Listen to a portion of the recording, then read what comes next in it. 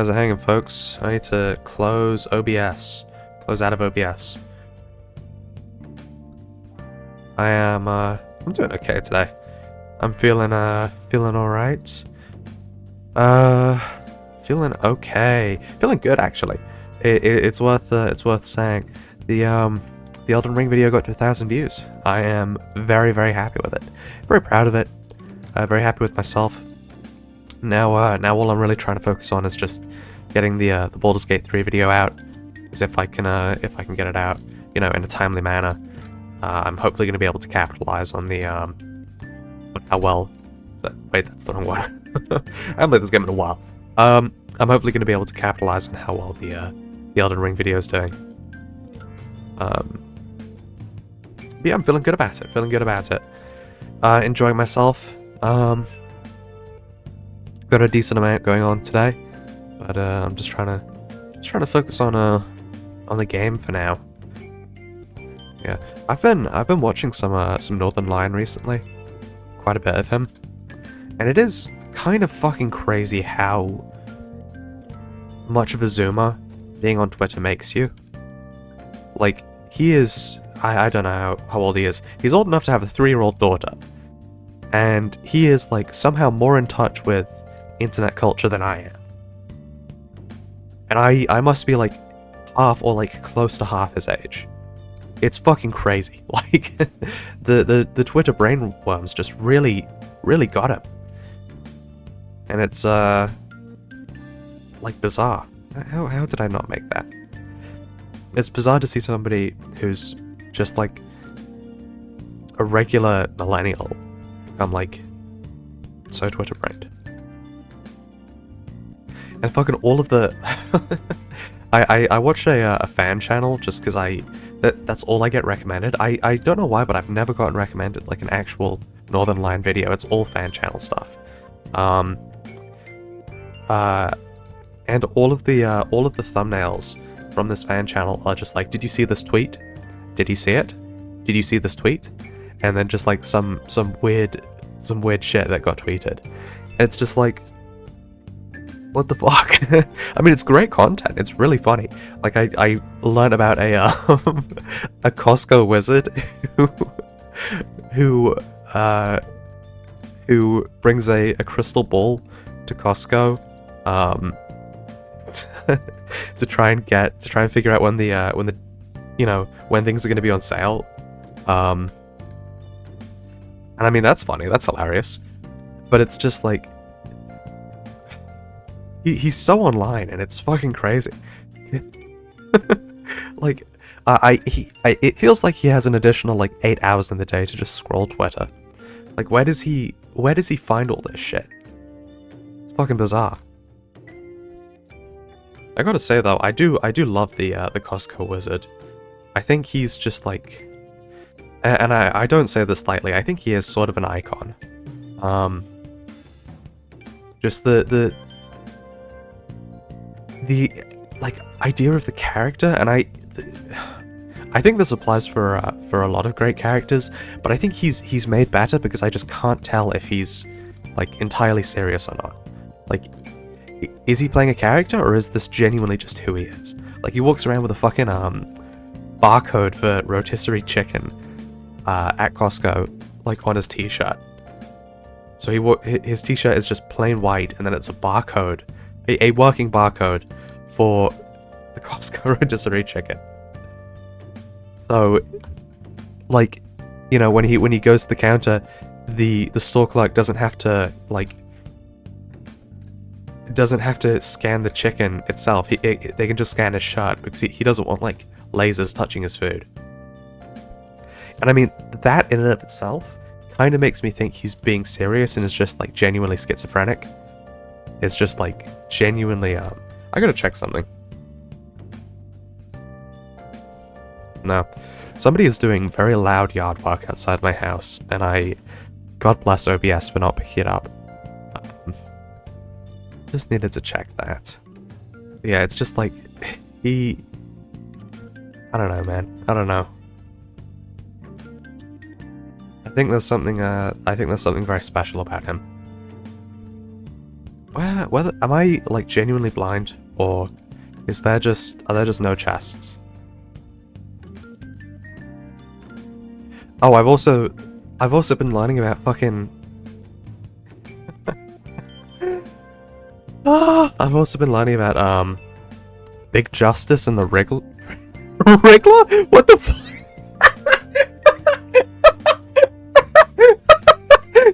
What the fuck? Yeah, Big Justice and the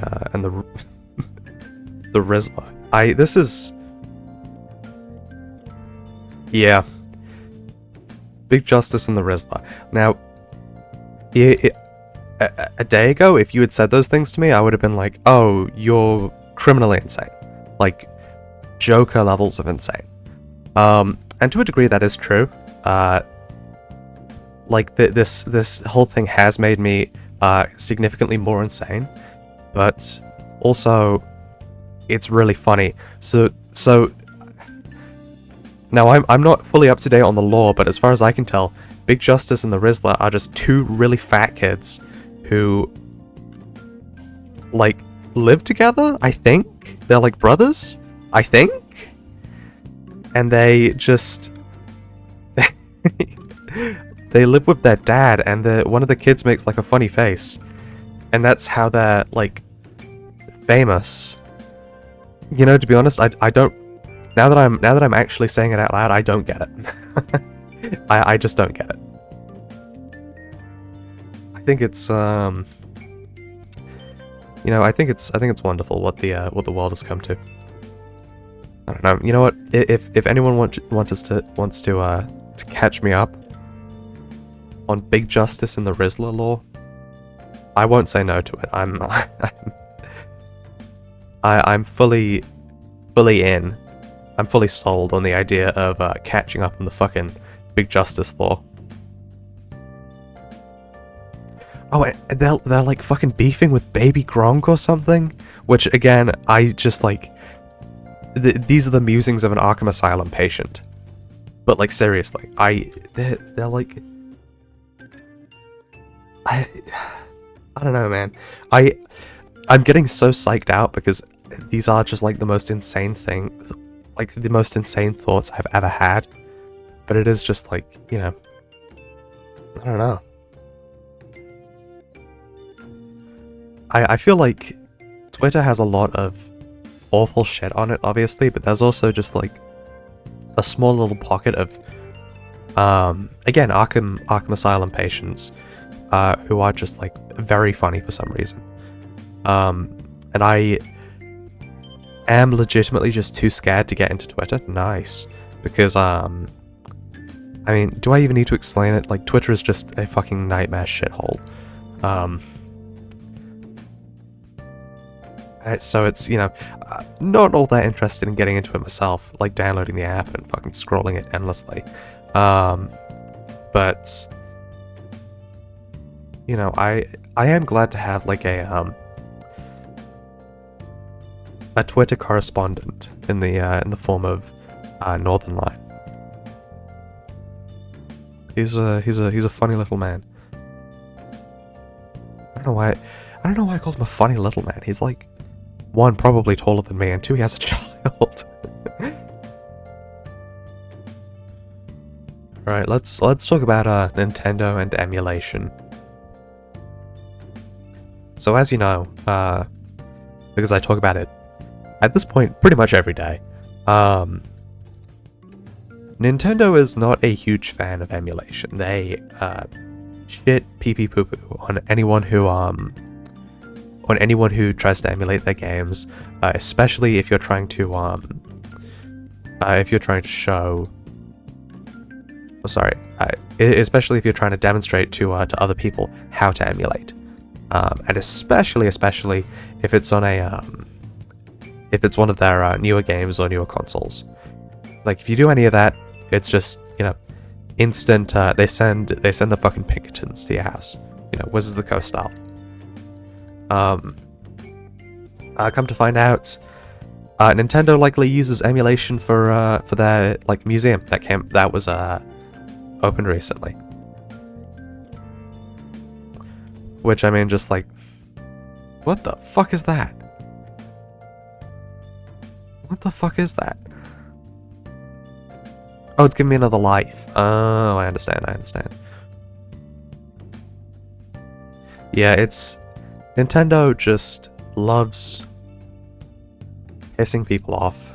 I feel like that's kind of the only way to describe it. You know what? Let's go for the funny one. We're gonna do a funny build. Oh my goodness, we were nearly about to die.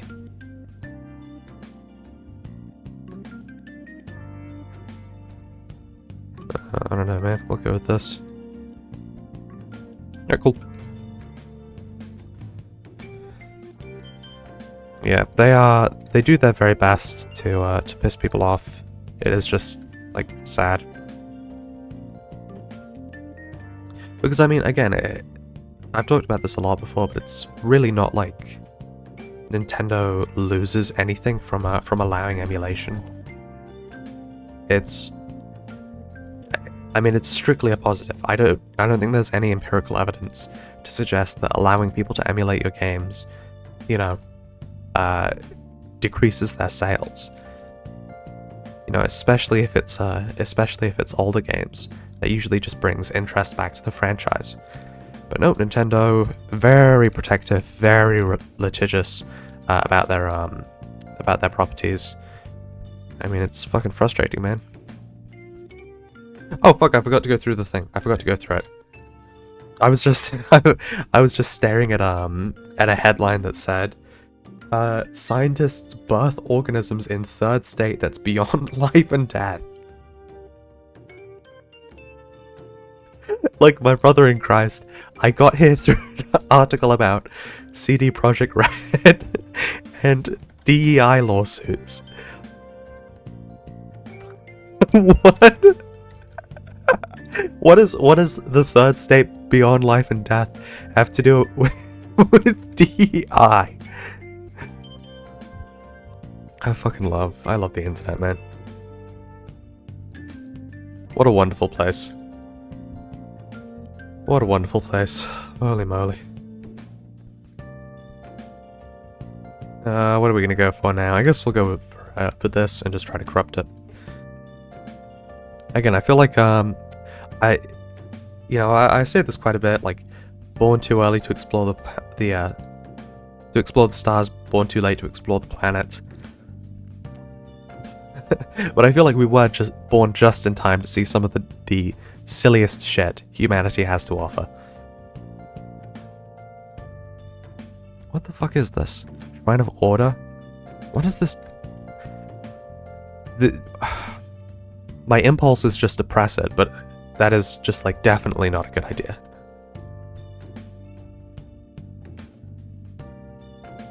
But it's so tempting. It's so tempting.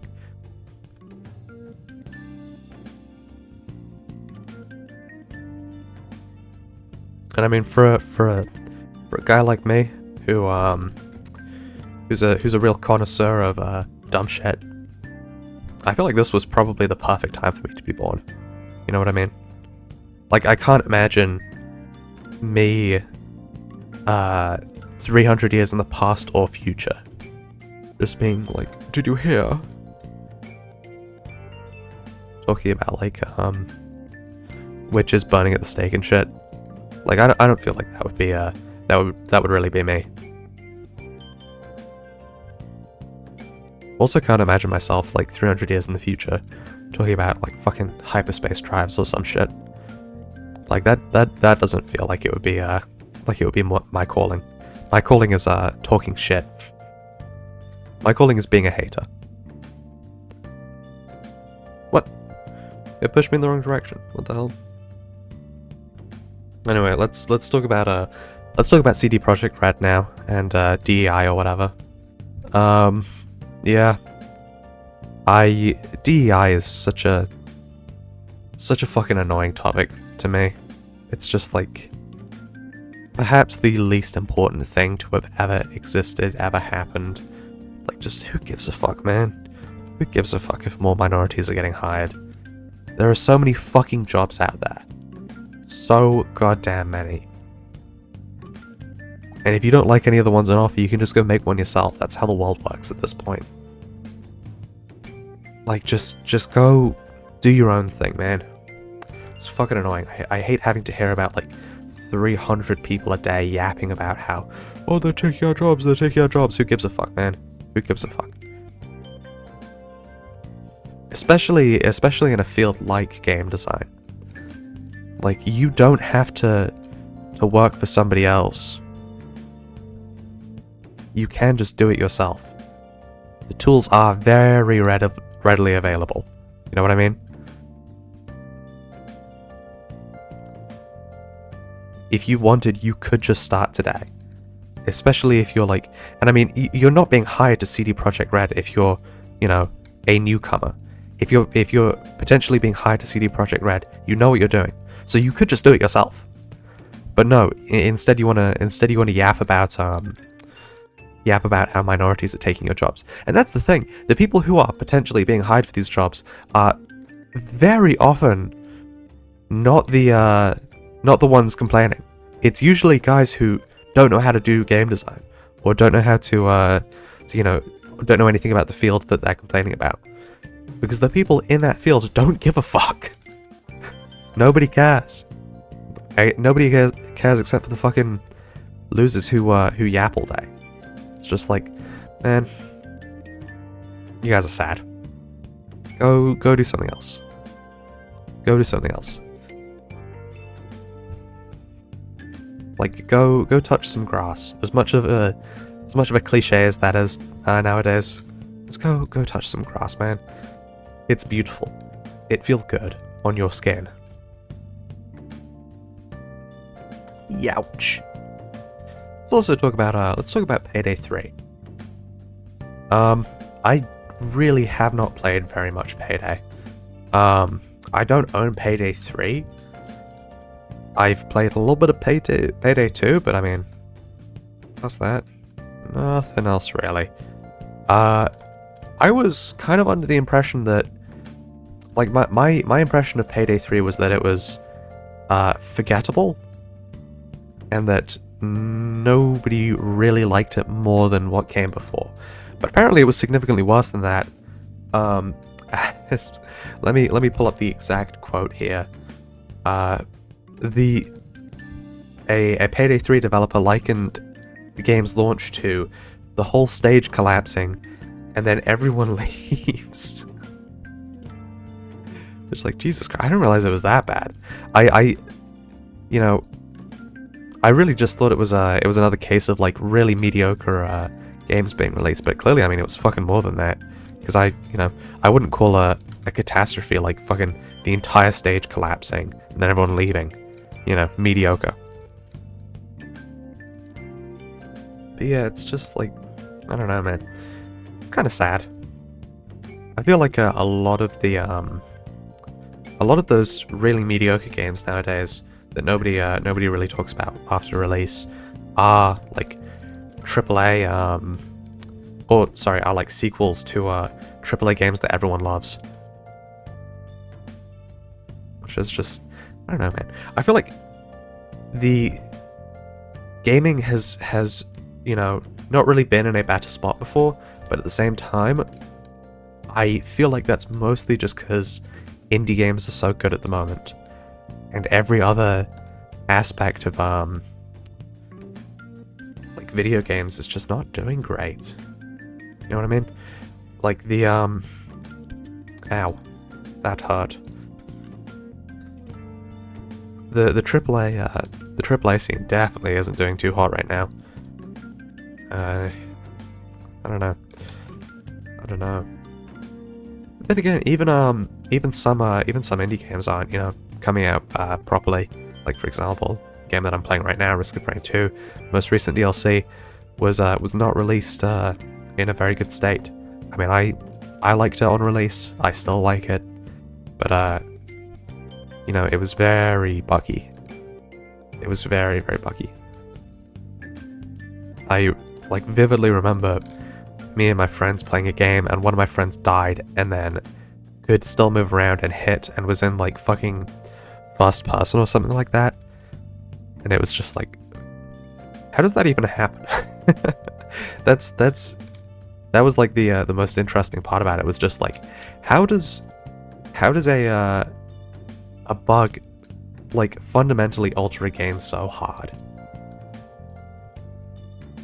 It just doesn't, doesn't click for me. Like a bug being so game breaking that it changes the game's fundamental design.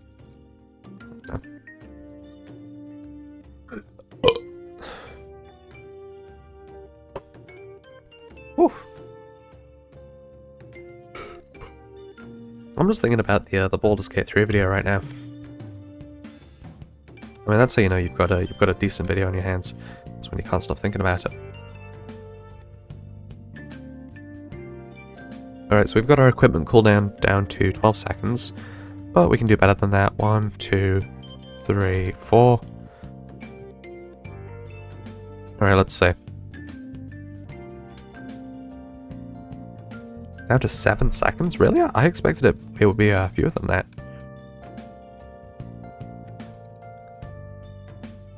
But I mean, to be honest, nothing else we can really do. Let's just keep going. Oh, nice. Let's talk about like deluxe editions of games. Now, I'm a little bit ignorant here, but to be honest, when has that ever stopped me from complaining? It's like my superpower. I just complain about fucking everything.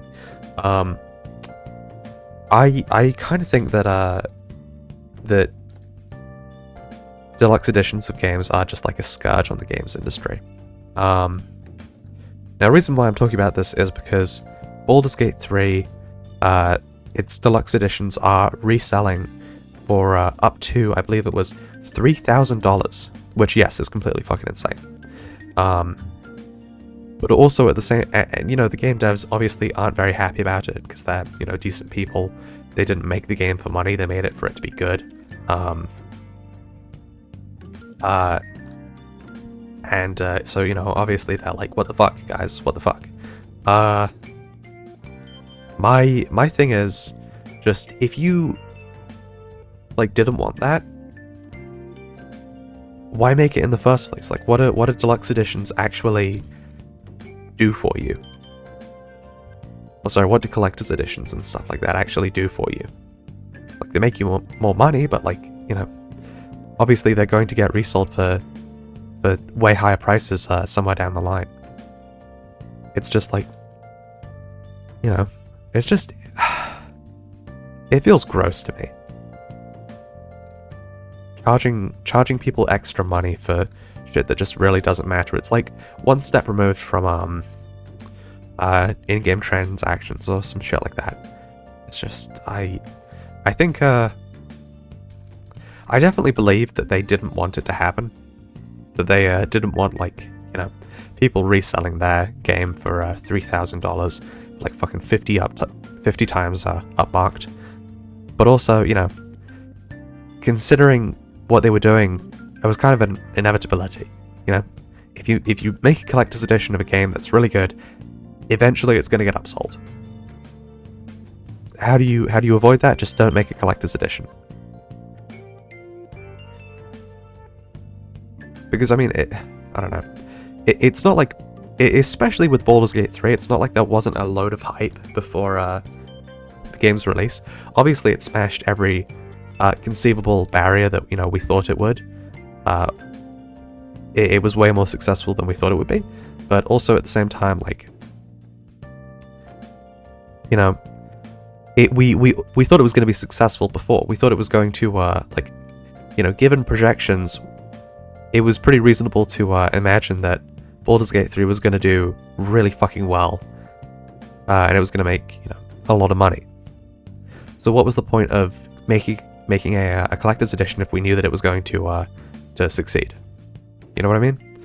Like, if we already knew it was going to do well, why, potentially fuck up a good thing just for money that you don't need?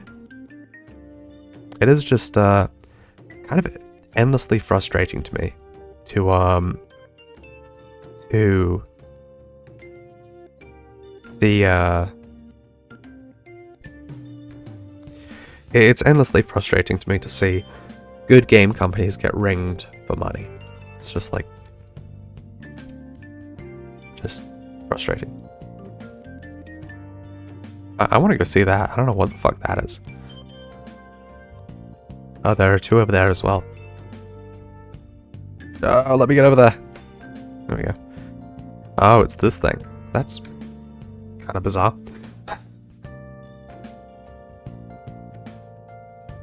Oh my god, we've been going for 40 minutes. It's so painful to try and reach you know, the new ending. Oh my god. I'm fucking it's so painful to try and reach the new ending because it's just like it takes so goddamn long. If you're like decent at the game, you can get Monsoon done on all the characters in like fucking, I don't know, man, 10 hours. But with this, it's like, you know, 20 or 30 hours minimum. Because you're going to have to do multiple permutations. Where is it? There it is. Alright, we're down to 3 seconds.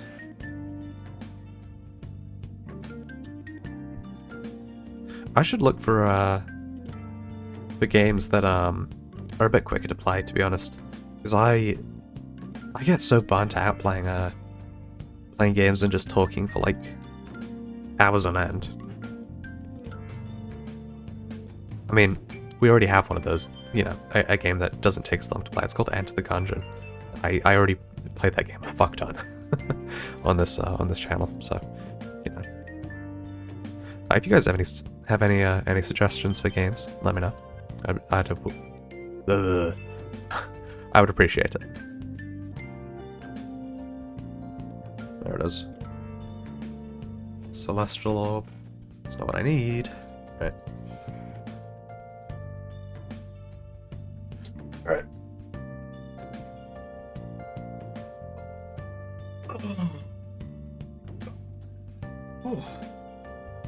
Alright. Feeling slightly more alive now. How long has this guy been here? I mean, honestly, I'm just gonna let him chill. Because he's doing the right thing, he's not provoking the missiles.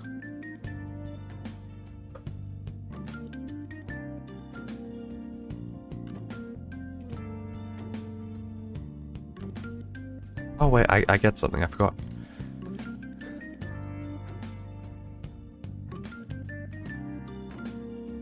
Oh, what a dumbass. Alright, through we go.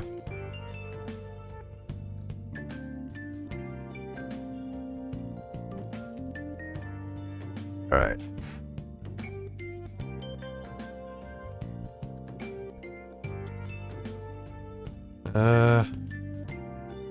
Any luck? Oop.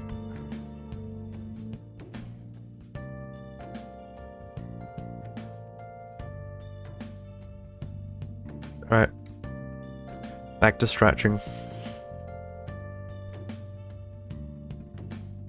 Holy fuck. Ow. Oh my god. Dude. I just tried to do a push-up. I have not done a push-up in many, many years. And it's fucked up because this is I don't know if I've told this anecdote before, but when I was much, much younger, like, oh man. Oh my god.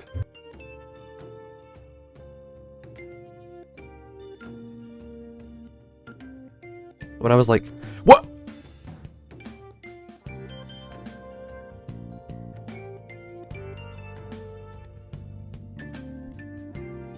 Oh, well.